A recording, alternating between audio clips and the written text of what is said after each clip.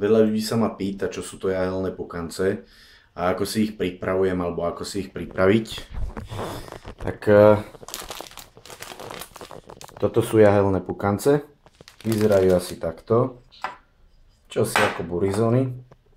Ja si to pripravujem tak, že nasypem si ich do misky.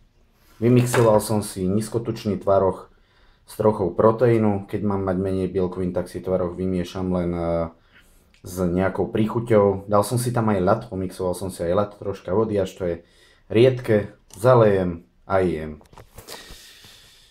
Dúfam, že som ťa inšpiroval, je to fakt výborný pokrm, sladúčky, ak máš chuť na niečo sladké a studené v tomto teplom období, tak dobrú chuť, nechaj sa inšpirovať aj ďalej. Čaute.